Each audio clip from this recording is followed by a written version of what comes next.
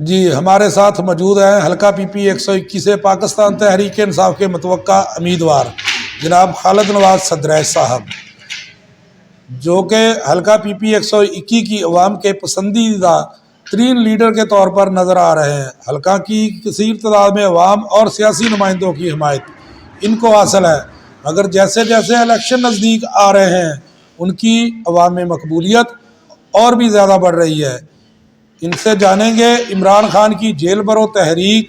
کو وہ کیسے دیکھ رہے ہیں، کیا ان کو وہ کامیاب نظر آ رہی ہے، اور آئندہ کے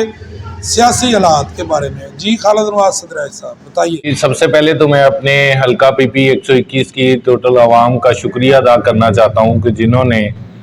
میری ہر کاز میں، ہر ریلی میں، ہر جلسے میں اور ہر طرح سے میری ہر آواز کا حصہ بنے اور اس کے ساتھ سٹینڈ کیا، اور جب بھی جہاں پہ بھی بلایا وہ ساتھ ہوئے اور اپنی سپورٹ کا ہر طرح سے انہوں نے یقین بھی دلایا اور پریکٹیکلی بھی انہوں نے کر کے دکھایا، تو میں ان کا بہت زیادہ شکر گزار ہوں۔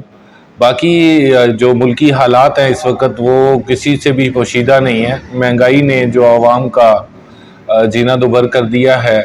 اس کے ساتھ ساتھ ہمارے ہاں جو آئین کی پامالیاں ہو رہی ہیں اور جو لاقانونیت ہو رہی ہے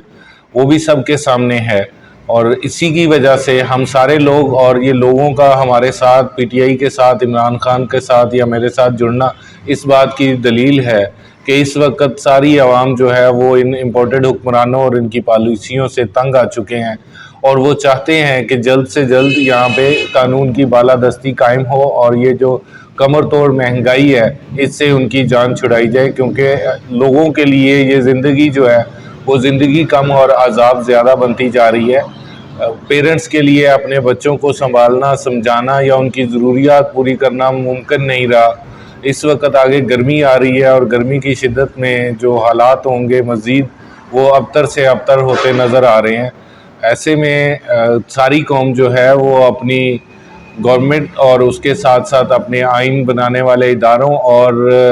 جوڈیشری کی طرف دیکھ رہی ہے تاکہ وہ کوئی اچھا اقدام اٹھاتے ہوئے جو ریالٹی ہے، جو حقیقت ہے اور جو آئینی ہمارا حق ہے اور جو اس ملک کا آئین کہتا ہے اس کی سارے پاسداری کریں اور الیکشن کرائیں۔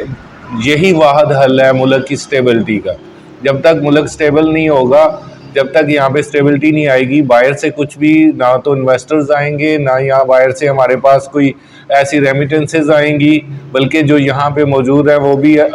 پہلے سے کہیں زیادہ بڑا نمبر جو ہے وہ پاکستان چھوڑ کے جا رہا ہے۔ تو یہ سارے لوگ تو نہیں جا سکتے، لیکن جو افورڈ کرتے ہیں، جن کی وجہ سے یہاں پہ اکانومی بوسٹ ہونی ہوتی ہے ہمارے ملک کی، وہ لوگ اس ملک کو چھوڑ کے جا رہے ہیں، تو یہ اس ملک میں اور بھی زیادہ مسائل پیدا کریں گے۔ تو اس لیے جتنی جلدی ممکن ہو سکتا ہے یہاں پہ الیکشن ہونے چاہیے، اور یہی التماس ہے اداروں سے بھی،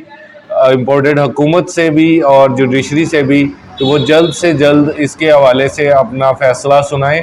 اور الیکشن کرائیں۔ الیکشن ہوں گے